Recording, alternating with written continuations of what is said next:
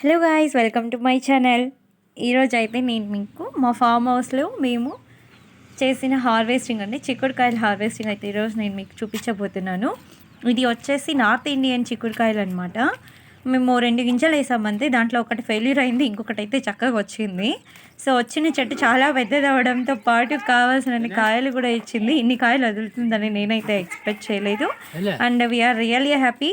And వీటితో మంచి మంచి రెసిపీస్ కూడా మనం చేసుకోవచ్చు. అండ్ చెట్టు కూడా హెల్దీగా ఉంది. మేము ఎలాంటి పెస్టిసైడ్స్, ఎరువులు కానీ ఏమీ వేయలేదండి. దానంతా అదే వదిలేసాం, న్యాచురల్గా పెరిగిందన్నమాట. సో నాకైతే చాలా హ్యాపీగా ఉంది. ఈ విధంగా మనమే క్రాప్ చేసుకొని తింటాం అనేది చాలా ఎగ్జైటింగ్గా ఉంటుంది కదా. సో లైక్ దట్ నేను మీకు ఇంకా మా ఫామ్ హౌస్ వీడియోస్ అన్నీ కంప్లీట్గా అప్లోడ్ చేస్తాను, తప్పకుండా చూడండి. మీరు కూడా చాలా సర్ప్రైజింగ్ ఫీల్ అవుతారు. చూడండి, ఒక గొనకి ఎన్ని కాయలు వదిలా. దాదాపుగా మేము 4 సార్లు కోసాము. ఇది 5th టైం అనుకుంటా మేము దీంట్లోంచి హార్వెస్ట్ చేయటము. అయినప్పటికీ కూడా కాయలు ఇంకా కోస్తూనే ఉంది ఇది. సో మేము తినడంతో పాటు పక్కన వాళ్ళకి కూడా ఇస్తున్నాము, అయినా కూడా ఈ కాయలు అనేటివి తగ్గట్లేదు.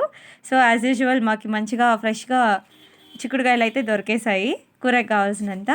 సో ఈ విధంగా ఉంది. ఇట్లా పులుసు పెట్టుకున్నా, పప్పు చేసుకున్నా, లేకపోతే వంచిన చారు కూడా మనం చేసుకోవచ్చండి.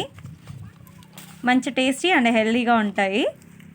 అండ్ ఇది వచ్చేసి మామిడి చెట్లకి మందు కొట్టడం ఎప్పుడైనా చూసినారా ఫ్రెండ్స్ మీరు? నేను కూడా నిజంగానే షాక్ అయ్యాను, అంటే ఎక్స్పెక్ట్ చేయలేదు. అంటే ఈ విధంగా కొడతారంటే వాటికి ఏంటంటే ముందుగా ఒక ట్రాక్టర్లో పెద్ద పెద్ద దీంట్లో మందు అనేది, అంటే పెస్టిసైడ్ అనేది కలిపి పెట్టుంటారనమాట. వాటికి పైప్స్ని కనెక్ట్ చేస్తుంటారు. సో ఆ పైపుల్ని పట్టుకొని మిగతా వాళ్ళు దాన్ని పెస్టిసైడ్ చేయడం అనేది జరుగుతుంది.